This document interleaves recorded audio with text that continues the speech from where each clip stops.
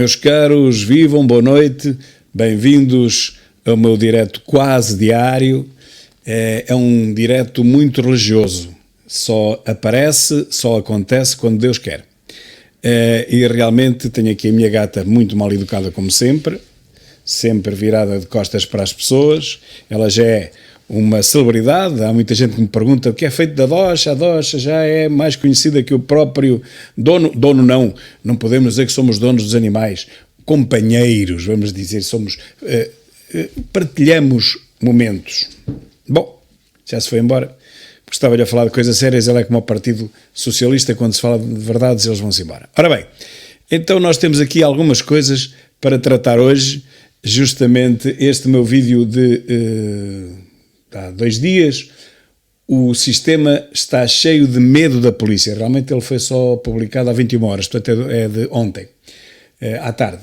O sistema está cheio de medo da polícia, é um vídeo que tem feito muito sucesso, não sei se junto das fontes policiais, se junto das fontes antipoliciais ou se junto de ambas. Eu acho que é junto de ambas. Vamos falar um pouco sobre tudo isso que se está a passar. E ainda hoje tivemos uma grande concentração em São Bento. Claro que as televisões não quiseram saber disso para nada e limitaram-se a fazer uns flashes rápidos, enquanto que o ainda primeiro-ministro esteve a falar durante horas em Vila Real ou lá para cima, sei lá para onde é que foi, e as televisões estiveram todas em direto. Portanto, continuamos a ter um dono. Os portugueses têm um dono, não têm um primeiro-ministro, têm um dono das suas vidas, que se chama António Costa.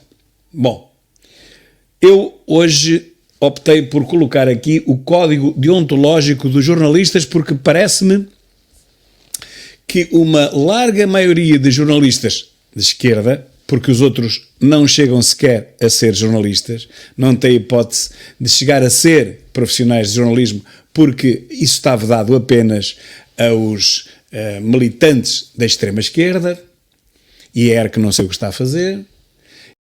O código deontológico deles, que é de 2017, chama-lhe novo, mas é de 2017, vamos ler e comparar e ver, confirmar se este código está a ser utilizado por algum dos jornalistas do regime, um único que seja. Onde para a ERC, pergunto eu. Novo código deontológico diz assim: o texto contém novidades após as alterações aprovadas no 4º Congresso dos Jornalistas em janeiro, portanto, de 2017, e confirmadas no referendo de 26, 27 e 28 de outubro. Eu não vou ler tudo, mas vou ler o principal.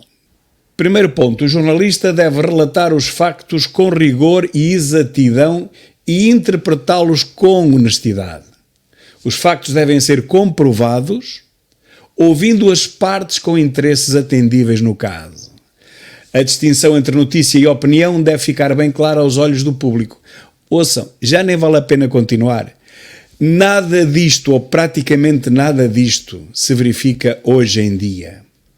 Vejam aquela reportagem de extrema-esquerda contra os polícias, todos os polícias, e o Chega. Será que os factos foram comprovados ouvindo as partes com interesses atendíveis no caso? Não. Foram apenas ouvidos 3 ou 4 indivíduos de 2 histórias. E daí se extrapolou para todo um universo, para aquilo que Portugal estava a passar. Portanto, ouviram familiares do Bruno Candé e ouviram algumas pessoas que hoje também aparecem, curiosamente, aparecem nas redes sociais. Essas pessoas que dizem que foram agredidas pela polícia aparecem nas redes sociais a empunhar armas e a apontar pistolas contra a câmara de fotografar. Bom, isso é muito giro. Mas, de qualquer maneira, não é isso o que é mais importante. O mais importante é que a extrema-esquerda, o jornalismo, ou o jornalixo da extrema-esquerda, não ouve ambas as partes. Só a parte que lhe interessa, porque realmente aquilo não está a fazer jornalismo nenhum. André Ventura disse que nada tem contra o jornalismo, mas eu também não. Só que aquilo não é jornalismo, aquilo é jornalixo, é só uma parte que é ouvida. Aquilo é manipulação, aquilo é propaganda à bela maneira de Goebbels. Portanto, eles ouvem só uma parte e só algumas pessoas, aquelas que mais podem ferir e mais podem atingir os seus objetivos. Depois diz, a notícia, a distinção entre notícia e opinião deve ficar bem clara aos olhos do público. Não há. Não há nenhuma distinção hoje em dia, meus caros. Hoje em dia, o jornaleco que dá a notícia, ele ao mesmo tempo está a dar a sua opinião. A sua ou de quem lhe paga para dar, não é? Está a transmitir uma opinião. Pode não ser a sua, mas é de quem lhe paga, ou é do editor, ou é do produtor, ou é de quem lhe paga o ordenado, ou é de Jorge Soros, ou é de quem quiser. Mas até pode ser a dele. Mas a verdade é que a notícia é uma coisa, a opinião é outra. E hoje em dia, o jornaleco, ao dar a notícia, emite uma opinião, faz um juízo de valor, por exemplo, se falarmos da recente eleição no Brasil, toda a notícia é impregnada de opinião contra Bolsonaro e a favor de Lula. Toda a gente percebe o que eu estou a dizer, não há ninguém que possa desmentir-me. Quando se fala das eleições dos Estados Unidos da América, toda a notícia é impregnada de opinião favorável ao George Biden e contrária ao Trump. Não estou a dizer mentira nenhuma, pois não. Pronto. E assim sucessivamente, ou seja, a notícia, ela de si já é revestida, já é redigida de maneira a dar-se primazia, dar-se vantagem a uma das partes. E depois, como se isso não fosse suficiente, e muitas vezes não é, tem razão, porque as pessoas estão distraídas, não estão a ouvir bem a notícia, estão refasteladas no sofá, estão a pensar noutras coisas, então vem depois o mesmo pivô, o que dá a notícia, vem complementá-la, ou ele, ou convida alguém para complementar a notícia dizendo mais do mesmo. Eu cheguei a ver mesas redondas de 6 elementos, todos os 6 opinadores contra o Trump, todos os 6 a favor de George Biden. Eu vi isto com os meus olhos, está gravado. Já nem sei em que canal foi, mas nem interessa, porque todos os canais fazem o mesmo. Portanto, vejam, fazemos uma mesa redonda para debater, mas todos os 6 estão do mesmo lado, não há nenhum do lado contrário. Nenhum. Eles não arriscam a que haja alguém que defenda o Trump.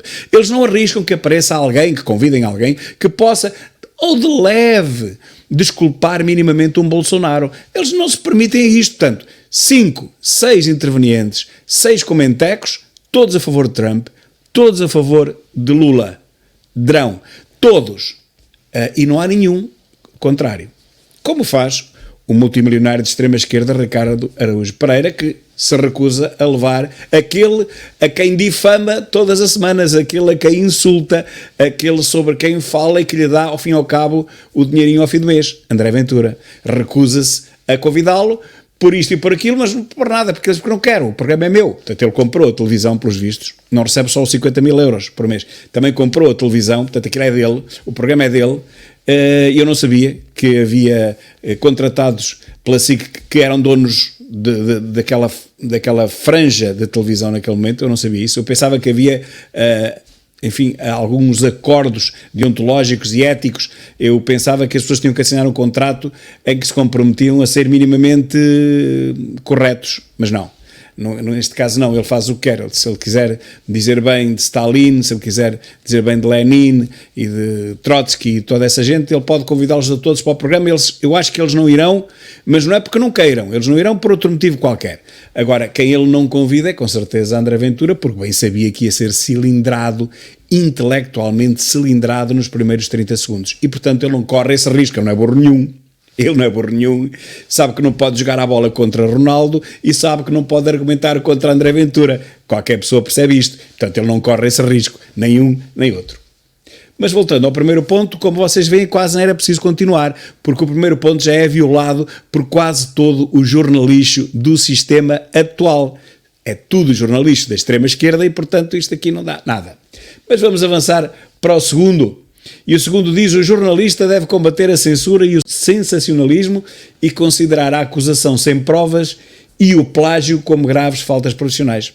Nesta última reportagem contra o Chega e contra a polícia, acontece que não que se combateu a censura, porque se promoveu a censura não ouvindo uma das partes, e para além disso promoveu-se o sensacionalismo, metendo medo às pessoas, dizendo que os polícias são todos uns fascistas, uns bandidos, uns miseráveis e que são todos apoiantes do Chega. Tudo mentira. O quarto diz que o jornalista deve utilizar meios leais para obter informações, imagens ou documentos e proibir-se de abusar da boa-fé de quem quer que seja.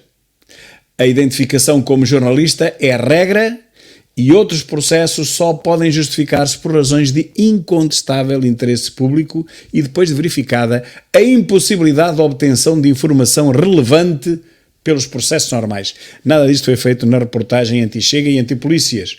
O jornalista não usou meios legais para obter informações, imagens ou documentos. O jornalista imiscuiu-se. O jornalista integrou-se, mentindo, em grupos, alegadamente, que eu não sei, não conheço esses grupos, nunca lá estive, em grupos profissionais, grupos de profissionais da polícia, sacou o que quis, falta saber se aquilo é verdade, se é mentira, nem por uma vez aparece o nome do Chega ligado a qualquer um dos difamadores, por assim dizer, dos difusores de ódio, que eu também não vi lá grande coisa, mas vejam a primeira página, ou vejam, melhor dito, a Folha Nacional, não é a primeira, mas é uma das folhas interiores, onde aparecem, isso sim, discursos incentivos de ódio contra a polícia, aparecem várias, eu vou pô-los aqui ao lado, e vocês aí podem ver que realmente isso acontece todos os dias, à frente de toda a gente, ninguém se importa com isso, não há nenhum consórcio de jornalistas que se digne investigar o crime de ódio contra a polícia, porque isso é uma coisa normal. Portanto, podemos dizer à vontade mal da polícia,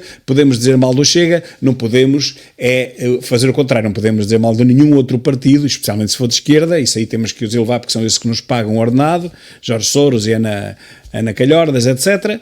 E, portanto, o que está na moda é dizer mal da polícia, não se pode dizer bem da polícia porque isso é fascismo. Chegámos a este ponto miserável e, por isso, aquela coisa chamada Barloque da Canhota, que perdeu de 19 para 5 deputados nas próximas eleições, perderá de 5, talvez 4, se não perder mesmo 5.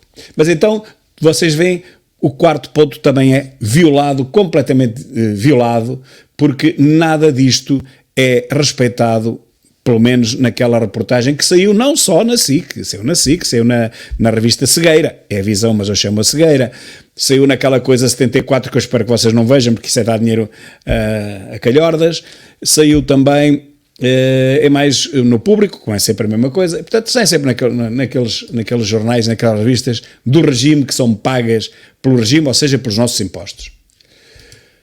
Ponto 5. O jornalista deve recusar as práticas jornalistas que violentem a sua consciência. Ora, eles agarram-se a isto, como eles são todos de extrema esquerda, a direita violenta-lhes a inteligência. Deve ser esta a justificação para aquela miséria absurda que eles fazem. O jornalista deve usar como critério fundamental a identificação das fontes. Bom, neste caso também é importante porque eles imiscuíram-se em grupos, fazendo-se passar por jornalistas. Portanto, eles foram agentes infiltrados em grupos, fazendo-se passar por jornalistas, não têm nenhum mandado para fazer investigação àquele nível, só a Polícia Judiciária, penso eu, é que terá, e portanto não é o Coelho Albino nem os seus sequazes da extrema esquerda, do Barloque da Canhota, que têm mandado para poder investigar o que se passa dentro de grupos privados, mas eles substituíram-se à Polícia Judiciária e fizeram o trabalho que a polícia devia fazer, com uma diferença: a polícia era obrigada a dizer a verdade, eles não, eles só dizem da verdade a parte que lhes interessa. Portanto, isto é, na minha opinião, roça o crime. E diz, nem de respeitar os compromissos assumidos, exceto se usarem para canalizar informações falsas. Neste caso, nós estamos perante uma reportagem com informações 99% falsas, na medida em que pretendem confundir a nuvem com o Juno, pretendem confundir 3 casos com 40 mil polícias.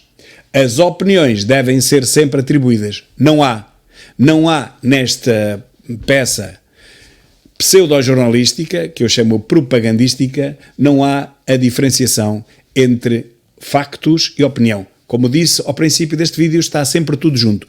Hoje em dia, o próprio pivô de qualquer televisão, ao dar a notícia, ele emite a sua própria opinião e ninguém se escandaliza com isto, exceto eu e talvez mais 3 ou 4 pessoas, mas eu fico completamente escandalizado.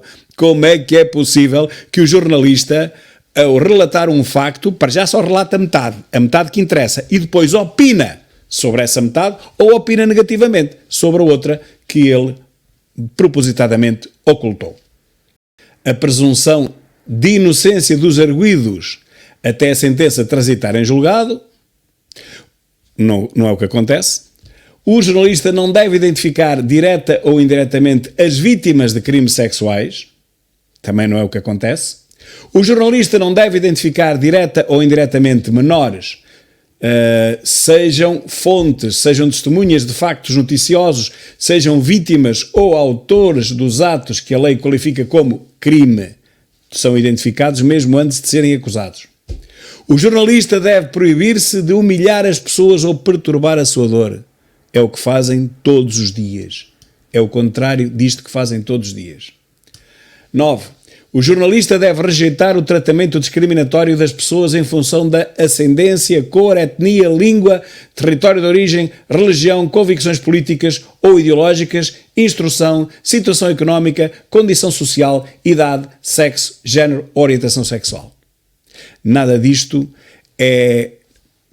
quer dizer, metade disto não é cumprido. Por exemplo, convicções políticas. O jornalista deve rejeitar o tratamento discriminatório de pessoas em função da... E uma das coisas é convicções políticas. Não.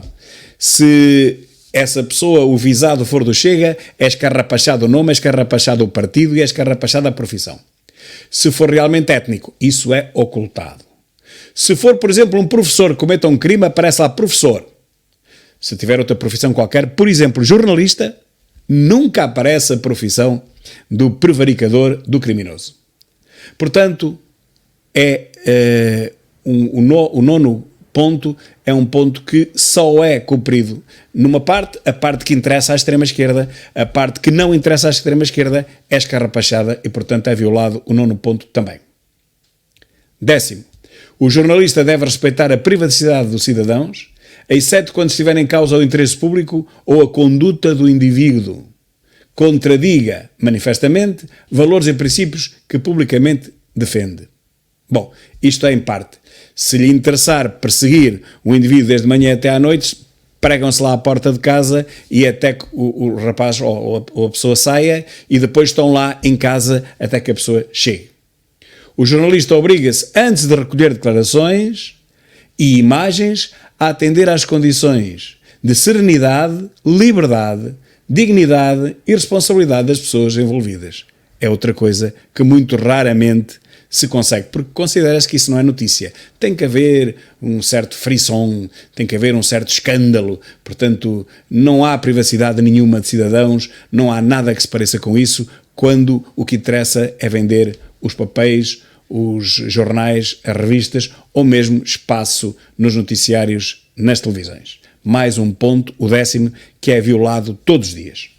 Por fim, o jornalista deve recusar funções, tarefas e benefícios suscetíveis de comprometer o seu estatuto de independência e a sua integridade profissional.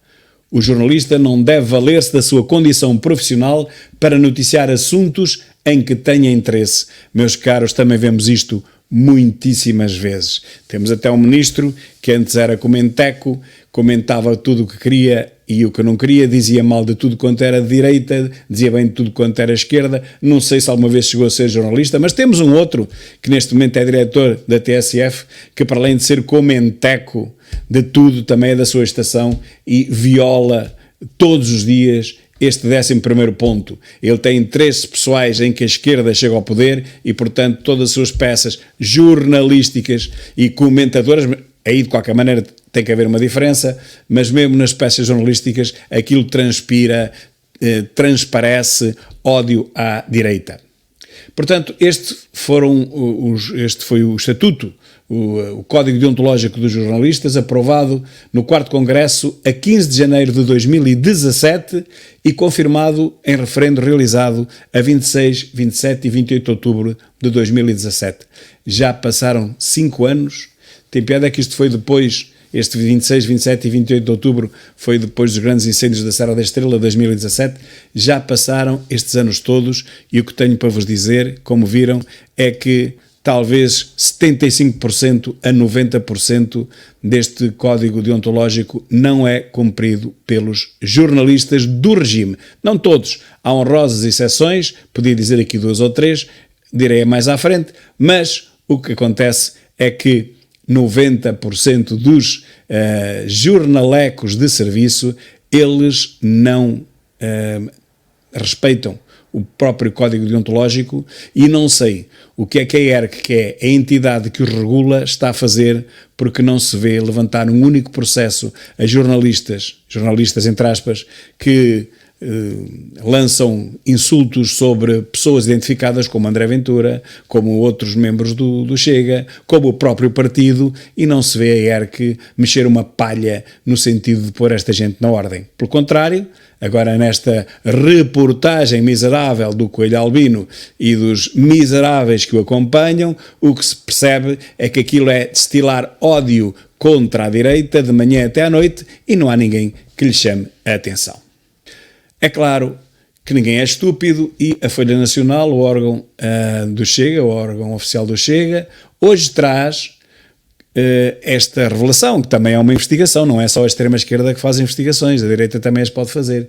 Então traz aqui o jornalismo que veste de esquerda, traz as perigosas ligações políticas dos jornalistas, a Ana Gomes, a financiadora, Fabiano Figueiredo, o bloquista mor que até a mim me tentou investigar, Filipe Teles e Ricardo Cabral, dois destacados membros do Berloque de esquerda, e o Pedro Coelho, ou seja, o Coelho Albino, que é o anti-Chega maior de todos, ia dizer anti-Xuxa, mas isso ele não é, Xuxa é anti-não, e é ele que está à frente de todas estas investigações de extrema-esquerda que violam claramente todo e qualquer estatuto jornalístico aqui ou no Burundi. De tão chocantes são as suas peças, de tão sectárias, de tão parciais, de tão antijornalísticas, de tão propagandeiras, aquilo assusta até o pior social-fascista. Sobre isto é o meu próximo vídeo, porque este já vai longo. A seguir vou falar do jornalismo que veste de esquerda e vou falar de toda esta gente que se faz passar por jornalistas quando, no fundo, tudo o que fazem é propaganda política anti-Chega. Até já.